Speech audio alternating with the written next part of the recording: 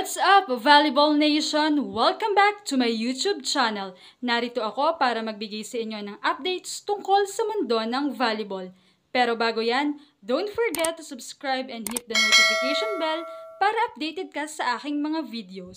Wala pa ring katapusan ang mga updates tungkol sa mundo ng volleyball lalo't mabilis ang panahon ay maya-maya lamang ay PVL na ulit kung saan ay nakatakdang magsimula muli sa February 17, 2024. Dahil panibagong conference na naman ito ay malamang ay panibagong recruitment na naman ang magaganap. Bukod nga sa bali-balitang dagdag ng dalawang team sa PVL mula nga sa pagka-disband ng Team F2 Logistics ay may magaganap ding lipatan ng team at mga new recruit nga. Una na ngang nabakura ng Signal HD Spikers ang top caliber libero ng F2 Logistics cargo mover si Don Macandili na tiyak ay malaki ang maiko-contribute sa team. Samantala ngayon naman ay bali-balita ang pag-sign ni Mars Alba sa Team Chaco Mucho Flying Titans.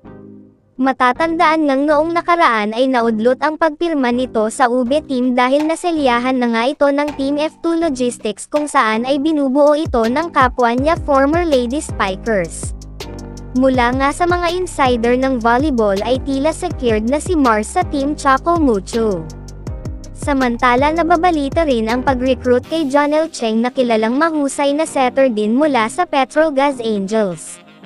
Ayon sa ilan ay mukha raw sasamahan ni Jonel ang kanyang kapatid na si Des Cheng para sa muling kampanya ng team sa susunod na conference. Bali-balita rin na nililigawan ng team ang top spiker din ng F2 na si Myla Pablo. Batid naman natin na kung may kulang nga sa Chaco Mucho ay una na sa listahan ang open spikers nila. Kaya naman malamang ay magandang laban ang ibibigay nila lalo't ka-diagonal niya si Cici Rondina.